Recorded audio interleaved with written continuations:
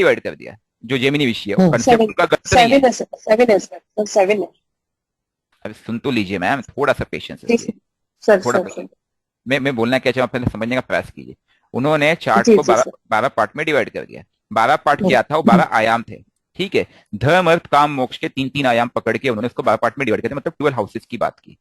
अब जो ये जो प्लैनेट आए, इन प्लैनेट्स को उन्होंने क्या किया, उन्होंने प्लैनेट को सीरियली लिंक किया। उन्होंने कहा कि हर व्यक्ति जो इस संसार में आया है, इस संसार में जो भी व्यक्ति आया है, उस व्यक्ति के अपने प्रारब्ध है। उसके प्रारब्ध 12 क्षेत्र में है।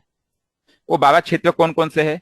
वो 12 क्षेत्र है आपका खुद का शरीर, ठीक है, यानी कि फर्स्ट हाउस।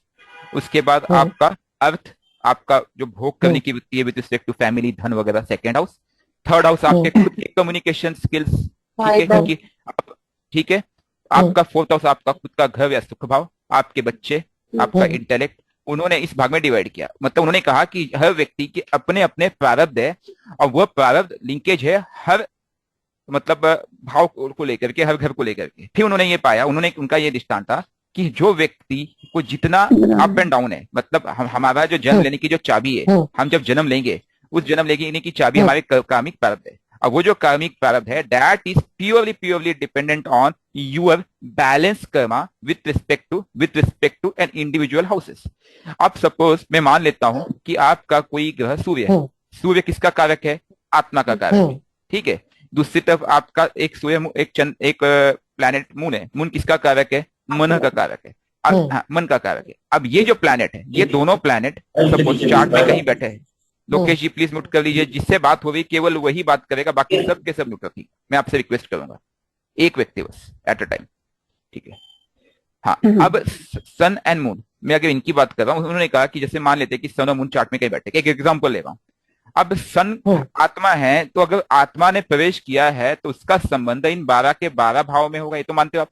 ऐसे ही अगर व्यक्ति ने जन्म लिया तो उसके मन का संबंध भी 12 के 12 भाव से होगा। एम आई राइट है रॉन्ग? लेकिन उसका जो आउटस्टैंडिंग कर्मा के हिसाब से उसका जो लिंकेज है वो एक ही जगह बैठेगा, हम उसको पकड़ेंगे, क्योंकि हम सबको एक साथ हैंडल नहीं कर सकते।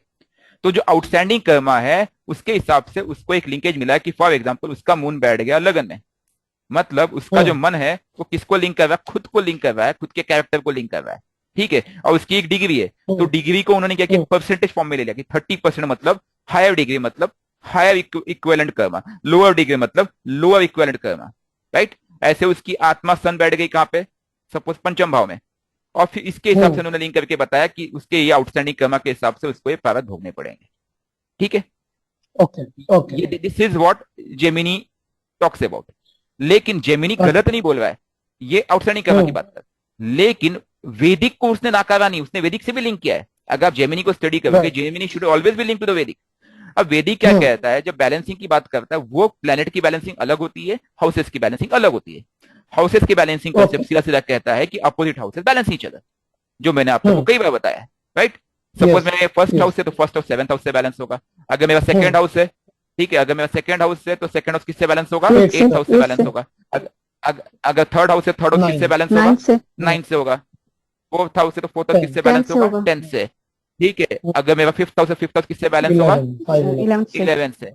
और अगर मैं सिक्स हाउस है तो सिक्स हाउस किससे बैलेंस होगा? 12 से होगा। ये तो पिक्चर क्लियर होगी। ऐसे ही जब मैं बैलेंसिंग की बात करता हूं तो प्लेनेट बैलेंसिंग है। सन को कौन बैलेंस करता है, कोई बताएगा? सैटर्न। परफेक्ट आंसर, डरिए मत, खुल के बोलिए। अच्छा लगता है जब आप लोग खुल के बात करोगे, तभी चीजें होगी। सन को कौन बैलेंस करता है? सैटर्न, ठीक।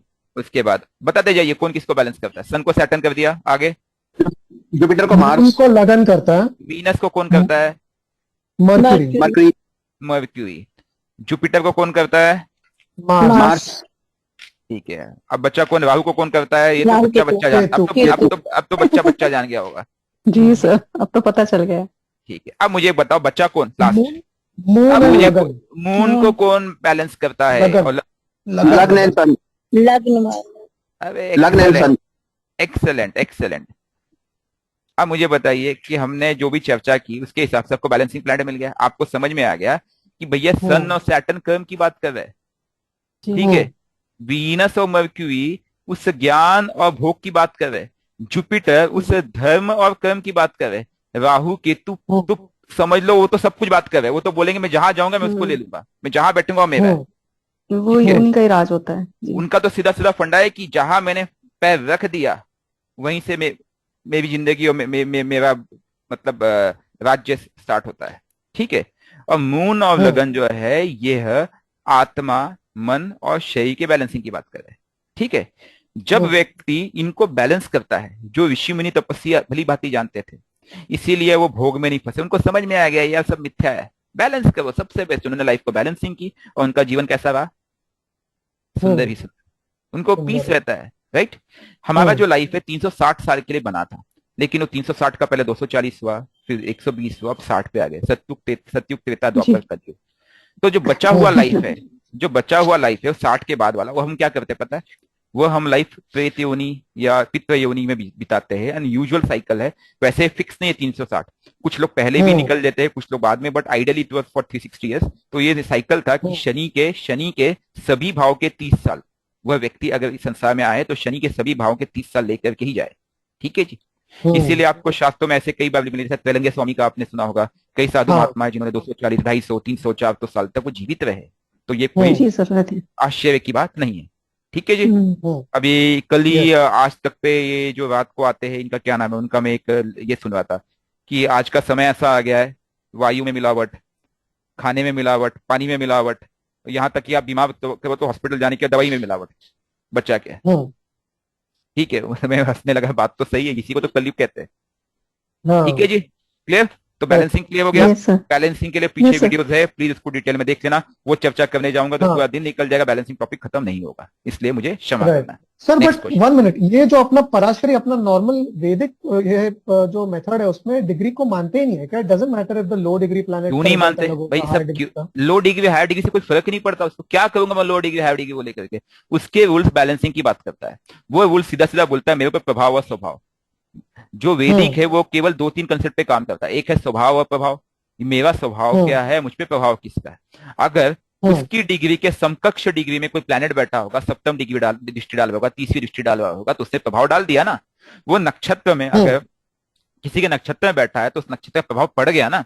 और आप ये क्यों भूल रहे हो कि ये 30 डिग्री को आप समकक्ष रूप में वापस 9 भागों में डिवाइड करोगे उसके पदों के लिए। Am I right about? Right, yes. आप जब उसको 9 भाग में डिवाइड करोगे 30 डिग्री को, तो कितना मिलेगा? 3.3 समथिंग या कुछ ऐसे। 3 डिग्री 20 मिनट। तो 3 डिग्री 20 मिनट्स में वो एक एक पद आता है। तो वो पद बेसिकली रोल प्ले कर रहे हैं यहाँ पे, और इसी से तो नवमांश बना। आप जो नवमांश की बात करते हो, D9 की बात करते हो, बहुत सारे लोग ना भ्रम करने के लिए बस D9 देखो कैसा होता है। जो पुराने ज्योतिष आपको मिलेंगे वो हमेशा D1 ही देखते थे, लेकिन क्या है कि जिनको बिजनेस करना था तो उनको पता मुझे कुछ तो एक्स्ट्रा लाना पड़ेगा, कुछ तो नया लाना पड़ेगा। तो D9 में गए, D7 में गए, फिर वो भ्रम फैलाते फैलाते फैलाते फैलाते एक माया जाल बन गया ये। बाकी आप लोग की इच्छा, आपको क्या फॉलो करना है। मैं D9 वगैरह नहीं देखता ना, मुझे आपने देखते कभी देखा होगा। मुझे D1 ही पर्याप्त है उपाय करने के लिए, और मुझे D1 ही पर्याप्त है डिकोड करने के लिए, जो होती नहीं पड़ती। क्या यस सर, D1 से ही आपने बता कहते हैं दिया ना कि लाइक बाल अवस्था में अगर प्लैनेट रहेगा तो उसका सर ये रिजल्ट कम फिर रहता मैं है। देखो वो ऐसा सर फिर मैं ये कह रहा हूँ, ये जो बाल अवस्था वृद्ध अवस्था की जो बात कर रही है, ये डिकोड नहीं होता है। ये मैंने इस पे काफी वर्कआउट किया था जब मैंने करियर स्टार्ट किया था एस्ट्रोलॉजी में। बट व्हाट आई फाउंड, आपको बता देता हूँ मैं, ऐसा नहीं होता है, ऐसा नहीं होता है। आप देखना, क्या आपने देखा अभी मोदी के सभी प्लैनेट लगभग बाल अवस्था में बैठे हुए हैं? नरेंद्र मोदी का अगर चार्ट देखो तो क्या उनको रिजल्ट नहीं मिल रहा उसका?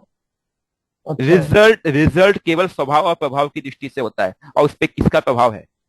ठीक है? पहले इस चीज को समझिए आप। ठीक है? चलिए नेक्स्ट क्वेश्चन, क्योंकि ये बाल अवस्था, इस पे हम जाएंगे तो एक टॉपिक बड़ा हो जाएगा आगे। ठीक है?